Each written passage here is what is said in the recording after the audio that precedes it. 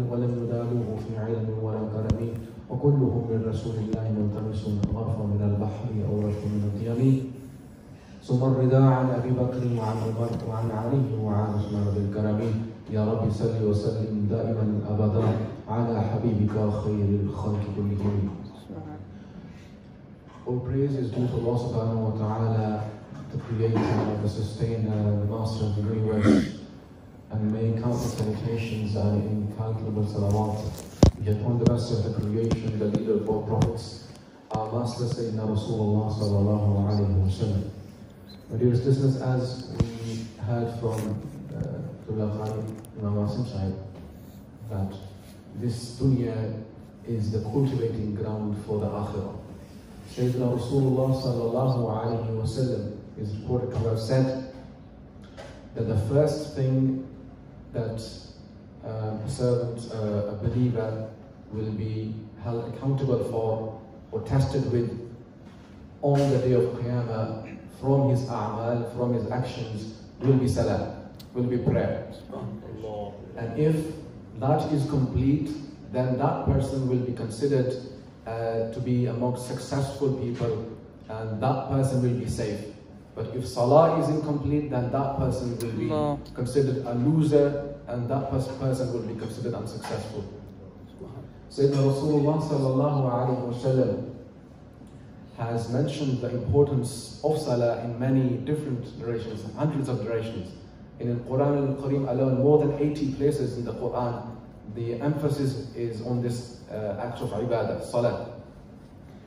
Sayyidina Rasulullah sallallahu alayhi wa sallam gave the 5 daily prayers similitude to a stream that flows at the doorstep of an individual, and that stream is not lacking in water, full stream. And if that person, that individual, he doesn't have to go that far to get to that stream.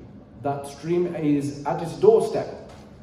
He doesn't have to, make a lot of struggle to travel a very far distance to get to that stream. But Rasulullah sallallahu alaihi wasallam said, "Ala babi," yani it is at the doorstep. And if Rasulullah sallallahu alaihi wasallam said, if that person then from the water of that stream cleanses his body 5 times, Rasulullah sallallahu alaihi wasallam asked the companions, will anything from filthiness or dirt remain on that body? Allah. On that body of that individual? The companions of Rasulullah sallallahu alaihi wasallam replied that nothing from filthiness and dirt will remain on that individual. Rasulullah sallallahu alaihi wasallam said that is the example of the 5 daily prayers. Allah subhanahu wa ta'ala set them in different instances throughout the day, broken it down. Rasulullah sallallahu alaihi wasallam said, "Tahtariquna, yani you engage yourself in sins and burn your soul with the sins. But then time comes for Fajr. You read Fajr, and anything that was committed before Fajr, Allah subhanahu wa ta'ala obliterates because you read Fajr.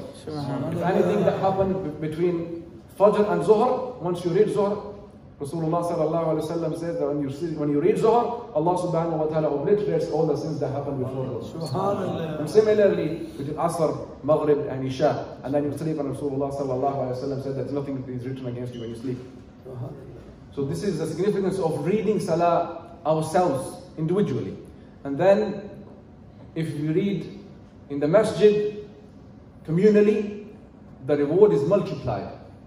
And this is the mercy of Rasulullah sallallahu alaihi wasallam, that if certain actions are done correctly, then the reward of those actions gets multiplied as well.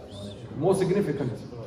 Rasulullah sallallahu alaihi wasallam, in a narration, he said that the prayer that you read in a communal setting in the masjid with jama'ah is better and more excellent by 25 times. And in another narration, he said 27 times. Just by going into the masjid and reading there. And the further you are from the masjid, the more reward you get on every step you take. And every step you take, Allah subhanahu wa ta'ala forgives one of our sins and raises our rank by one status as well. Every step that we take to the masjid. And then the significance of reading Salah in Jama'ah. Rasulullah sallallahu alaihi wasallam said that if you read Fajr, if you read Isha in Jama'ah, it is as if you've stayed up half night in ibadat to Allah subhanahu wa ta'ala. You read Fajr and afterwards you slept, but the reward you get will be equivalent to staying up half night in ibadat to Allah subhanahu wa ta'ala, praying to Allah subhanahu wa ta'ala. And afterwards you've read Isha in Jama'ah, you have the reward. But if you then read Fajr in Jama'ah as well, the reward you get will be equivalent to staying up all night in ibadat to Allah subhanahu wa ta'ala. Even though you were sleeping. But the reward that you get by reading Isha and Fajr in Jama'ah is equivalent to staying up all night and praying in Qiyamul Layl to Allah subhanahu wa ta'ala. So this is the significance of if we make that extra effort to go to the masjid, read Jama'ah in the community, because this also shows the strength of the community as well. And every step that we take to the masjid brings us closer to Allah subhanahu wa ta'ala. I pray Allah subhanahu wa ta'ala gives us the tawfiq and the ability to correct our ways and amend our ways. And all the obligations that are ordained by Allah subhanahu wa ta'ala, may He allow us to fulfill those obligations, and that He considers us to be amongst those who are successful on the day of Qiyamah. Wassalamu alaikum wa rahmatullahi ta'ala wa barakatuh. Ameen. أعوذ بالله من الشيطان الرجيم بسم الله الرحمن الرحيم قل يا أيها الكافرون لا أعبد ما تعبدون ولا أنتم عابدون ما أعبد ولا أنا عابد ما عبدتم ولا أنتم عابدون ما أعبد لكم دينكم ولي دين بسم الله الرحمن الرحيم